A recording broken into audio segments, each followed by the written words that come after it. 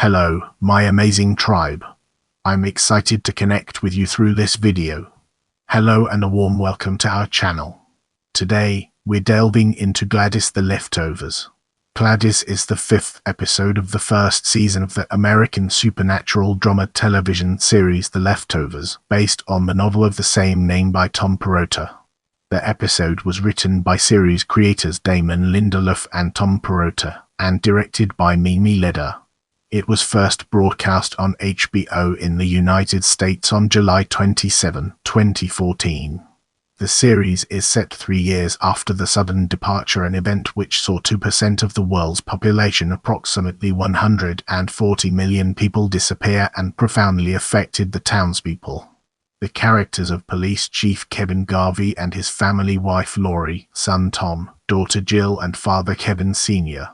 are focal points, alongside grieving widow Nora Durst, her brother Reverend Matt Jamison, and the mysterious cult-like organization the Guilty Remnant GR, led by Patti Levin. In the episode, unknown assailants kill Gladys, a loyal member of the Guilty Remnant. Kevin investigates the murder, despite the police's indifference to her death.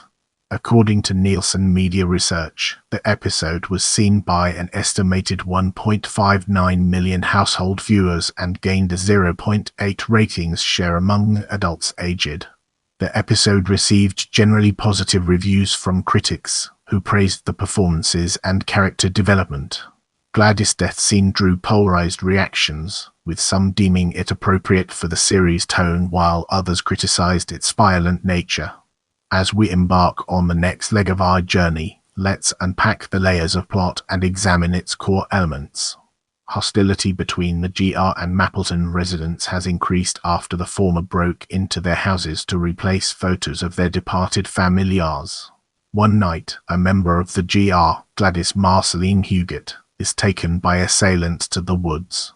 Tying her to a tree, she is brutally struck by thrown stones. She breaks her vow of silence, begging them to stop. The assailants ignore her and keep throwing stones, killing her. The GR searches for her that night, with Laurie Amy Brenman running into Dean Michael Garson killing dogs before finding Gladys' body. Kevin Justin Through is visited by Patti and Dowd, who informs him of her death. The police show no respect to Gladys' death, some mocking her death while others refuse to cooperate and warn GR that their presence is a threat. With very little support among the department, Kevin is forced to investigate on his own. To complicate matters, Detective Louis Vitello Wayne Duvall informs a TFEC for investigation. After Laurie leaves a hospital due to a panic attack, Patti takes her to a motel room. The next day, Laurie is instructed to meet her at a diner wearing non-white clothes. Patti surprises Laurie by speaking, inviting her to do the same for the day. On a suggestion of Lucy Amanda Warren, Kevin announces a curfew, which angers some of the citizens. The board rejects the petition for a curfew, unwilling to ruin their lives for GR. Kevin decides to visit the GR, suggesting they should use whistles, although they are not interested in his idea. Back at the diner, Patti tells Laurie that they are in the same place where she dined with Gladys, who wanted comfort after her son died.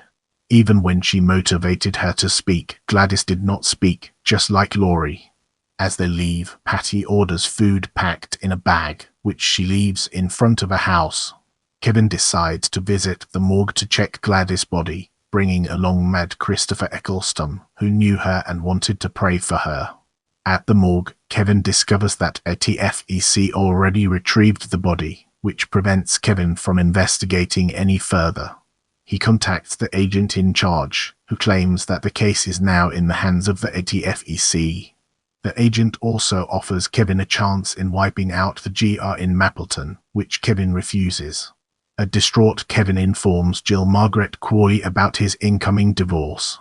While Meg Liv Tyler is ready to become a permanent member of GR, Laurie interrupts Matt's vigil for Gladys outside with her new whistle. At an ATFEC processing center, agents burn many corpses from a truck, one of which includes Gladys. In this part of the video, we'll be diving deep into development and unraveling its profound impact.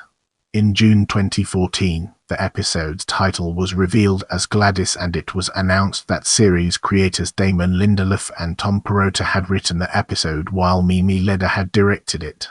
This was Lindelof's 5th writing credit, Perrotta's 2nd writing credit, and Leder's 1st directing credit. Brace yourself for a captivating discussion on Viewers as we explore its nuances and implications. The episode was watched by 1.59 million viewers, earning a 0.8 in the 1849 rating demographics on the Nielsen ratings scale. This means that 0.8% of all households with televisions watched the episode.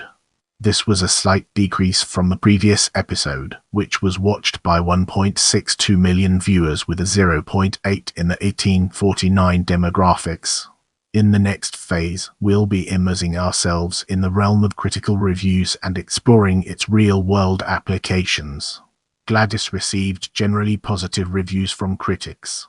The review aggregator website Rotten Tomatoes reported a 92% approval rating with an average rating of for the episode, based on 12 reviews. The site's consensus states, Gladys opens with a horrific gut punch and concludes with a bitter confrontation, successfully mixing in some familiar themes and surprising moments along the way. Matt Fowler of IGN gave the episode an amazing 9 out of 10 and wrote in his verdict, Gladys gave us our most harrowing moment of violence on the show to date while bringing Matt into the main Kevin Garvey storyline in a very cool, intriguing way. The show also managed to make the GR sympathetic, though their choices still stand as being ultimately destructive and selfish, despite all they ostensibly deny themselves. In fact, I wonder what the percentage rate comparison is of people whose families have been ripped apart by the departure and those who've lost members to the GR. Kevin's been cracking all along, but this episode saw a few more characters, Laurie, Patti, Jill, break down in different ways, crushed under the sheer weight of their current lives. Sonia Soreya of the AV Club gave the episode a B grade and wrote, there are a lot of types of religious life out there. A lot of types of people. And a bunch of those people even watch HBO. It's ridiculous that the show isn't trying to reach across the counter and tell the story of Faisal, which is the credited, never-spoken name of the Indian clerk. There's a bunch of us who understand the world differently. And as the leftovers of Mapleton said in the bar in the first episode, we're still here. Alan Sepinwall of Hitfix wrote, doing a single POV story every week, especially one with as narrow a focus as to boats and helicopter, isn't an easy thing to pull off, nor does it seem like what Lindelof and Perrotta want to do, given the size and scope of the broken world they're depicting. But Gladys does a very effective job of splitting the difference between the tunnel vision of episode 3 and the broader ensemble pieces we've gotten in the other installments. It's a bigger episode featuring most of the cast, but the entire story and every bit of emotional conflict spills out of the single awful act of Gladys from the Guilty Remnant being stoned to death.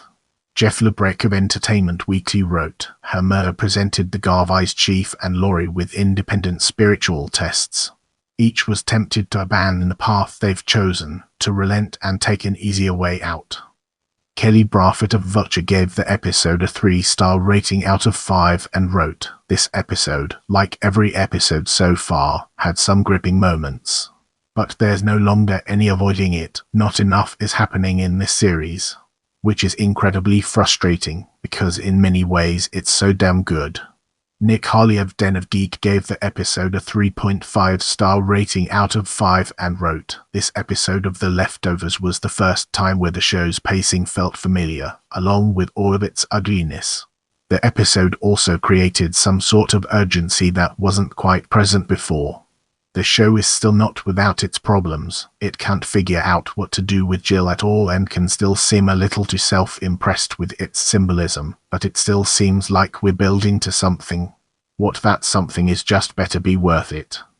Matt Brennan of Slant Magazine wrote, with Gladys, an enthralling portrait of what happens when the urge to move on collides with the persistence of grief. The Leftovers joins the ranks of television's must-see dramas. Daniel McDermott of the New York Times wrote, "The Leftovers is clearly a show with a surplus of signs and symbols. Faithful viewers are left to wonder which, if any, they are meant to divine, and to hope that there's a greater purpose." I love hearing from you, so leave your thoughts and suggestions in the comments.